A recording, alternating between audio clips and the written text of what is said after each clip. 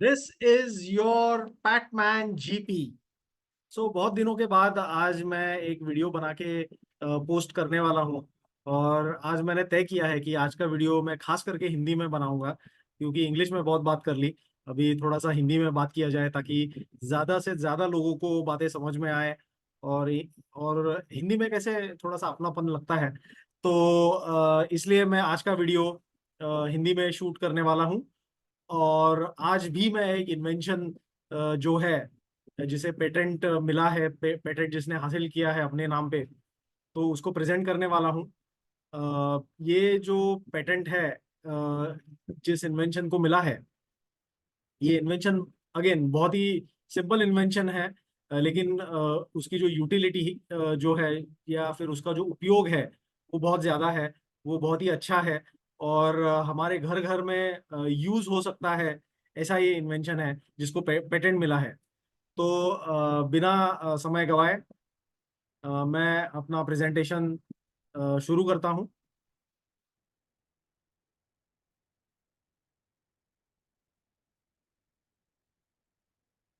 तो ये जो इन्वेंशन है, इसका जो टाइटल है वो है कि a device for cleaning a ceiling fan. अभी हमें पता है कि सीलिंग फैन तो इंडिया में हर घर घर में होता है। भारत में गर्मियों के दिनों में अभी शुरू होने वाले हैं, तो सीलिंग फैन की जरूरत तो बहुत होती है गर्मियों के दिनों में।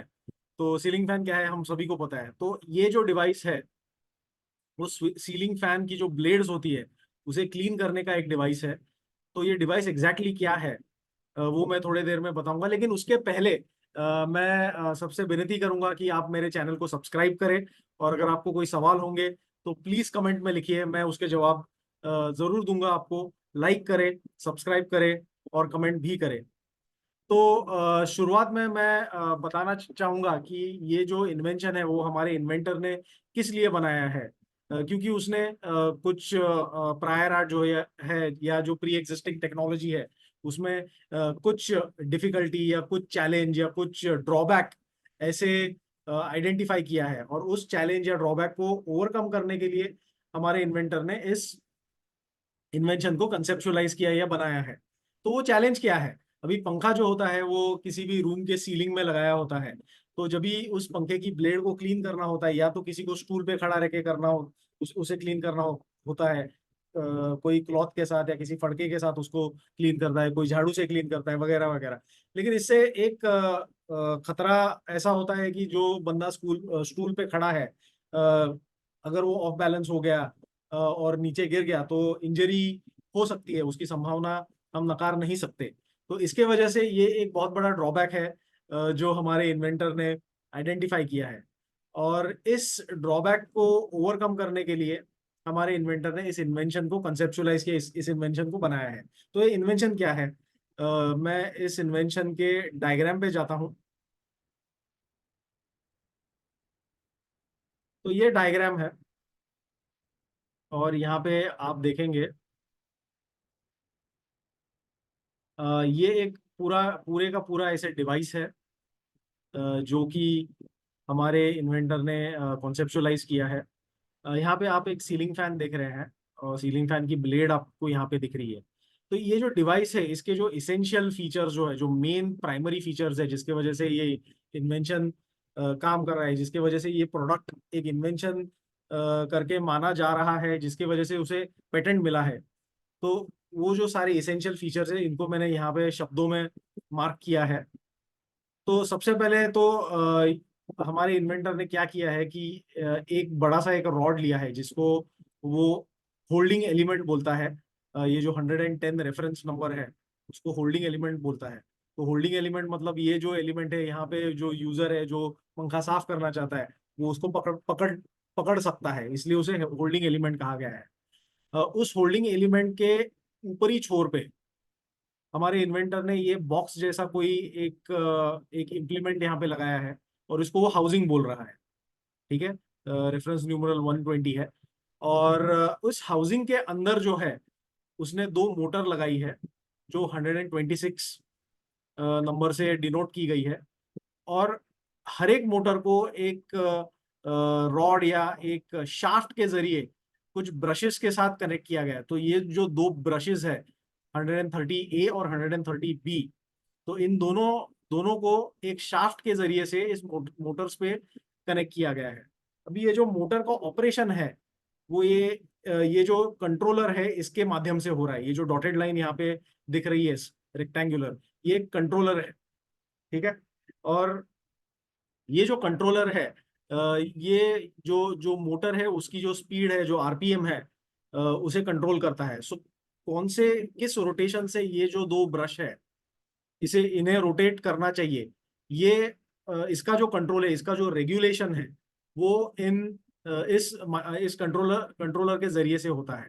और यूजर इसे कैसे कंट्रोल करता है, यानी कि यूजर भी जो ब्रश का रोटेशन है उसे कंट्रोल कर सकता है। तो वो कैसे कंट्रोल कर सकता है, यहाँ पे ये जो होल्डिंग एलिमेंट है, यानी कि ये जो रॉड है, इसके नीचे की बाजू में जहाँ पे यूजर उस रॉड को पकड़ के रखेगा, तो वहां पे एक ऑपरेटिंग स्विच दिया गया है। और ऑपरेटिंग स्विच पे वो कुछ बटन्स दिए गए, उस उन बटनों की माध्यम से इस इन मोटर्स को कंट्रोल कर सकता है, ठीक है। उन मोटर्स की जो आरपीएम है उसको कंट्रोल कर सकता है।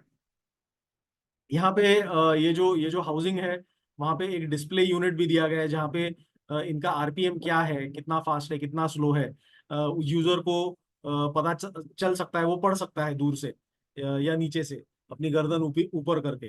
तो ये जनरल कंस्ट्रक्शन है इस इन्वेंशन का। यहाँ पे एक छोटा सा और एक इम्प्लीमेंट हमारे इन्वेंटर ने दिया है। ये 140 रेफरेंस न्यूमरल जो यहाँ पे दिख रहा है, यहाँ पे एक डस्ट कलेक्टर है जो कि ब्रशेस के बिल्कुल नीचे है, ताकि जो भी धूल गिरेगी, जब भी साफ सफाई होगी पंखों के ब्लेड्स की, तो उनमें से धूल गिरेगी, कुछ मिट्टी गिरेगी, तो वो डायरेक्टली यूजर के सिर पे ना गिरते हुए इस पैन में गिरेगी। तो ऐसा इन्होंने यहाँ पे एक प्रोविजन दिया है। अभी ये जो पूरा कंस्ट्रक्शन है ये चलता कैसे है। अभी यहाँ पे अगर आप देखोगे, मेरा जो पॉइंटर है उसे अगर आप फॉलो करोगे, तो दो दो ब्रशेस के बीच में छोटा सा गैप है। तो यूजर को क्या करना है, ये जो होल्डिंग एलिमेंट है, ये जो रॉड है, यहाँ यहाँ पे वो नीचे की तरफ पकड़ रहा है। तो इस पूरे डिवाइस को अपने हाथों से ऊपर उठाना है, और ये जो बीच वाली स्पेस है दोनों ब्रशेस के बीच में, इस बीच वाली स्पेस में से किसी पंखे की एक ब्लेड को ऐसे घुसाना है, ठीक है। और फिर 150 जो ऑपरेटिंग स्विच स्विच दिया गया है, वहां पर इन ब्रशेस को स्विच ऑन करना है। तो उसके वजह से क्या होता है, जब यहाँ पे स्विच ऑन का बटन जब वो यूजर यूज करता है, तभी ये जो माइक्रो कंट्रोलर है उसको एक सिग्नल जाता है, और जिसके वजह से ये मोटर्स का ऑपरेशन ट्रिगर होता है। एंड मोटर्स का ऑपरेशन ट्रिगर होने की वजह से ये जो दोनों ब्रशेस है वो घूमने लगते हैं उस ब्लेड के आजू बाजू। और इस तरह से फिर वो जो यूजर है उस डिवाइस को आगे पीछे हल्के से घुमा के जो ब्लेड है जो इन दोनों ब्रशेस के बीच में फंसी हुई है या अटकी हुई है हम बोल सकते हैं, तो वो क्लीन हो जाती है, और उसमें से जो धूल है वो इस डस्ट कलेक्टर में गिर जाती है। तो इस तरीके से ये जो सीलिंग फैन का जो ब्लेड है, इसे क्लीन करने का एक डिवाइस हमारे इन्वेंटर ने बनाया है। बहुत ही यूटिलिटी प्रोडक्ट है, घर घर में इसका इस्तेमाल हो सकता है। खास करके बहुत से घर ऐसे होते हैं जहाँ पे सीलिंग की हाइट बहुत ऊंची होती है, और जहाँ पर स्टूल पे खड़े रहकर पंखों को साफ करना शायद मुमकिन नहीं होता है। तो वहाँ पे ये जो डिवाइस है वो बहुत ही काम करेगा। मुझे पता है बहुत से रूरल एरियाज में जो घर होते हैं वहाँ पे रूफ जो होती है वो बहुत ऊंची होती है, तो वहाँ पे सीलिंग फैंस भी बहुत ऊपर लगाए जाते हैं। तो शायद रूरल एरियाज में इसकी यूटिलिटी डेफिनेटली है। तो ये है आज का इन्वेंशन। और अगर आपको अच्छा लगा हो तो प्लीज सब्सक्राइब करें, लाइक करें, कमेंट करें, और जरूर बताएं आपको कैसा लगा। मैं हूं आपका Pac-Man GP. Thank you very much.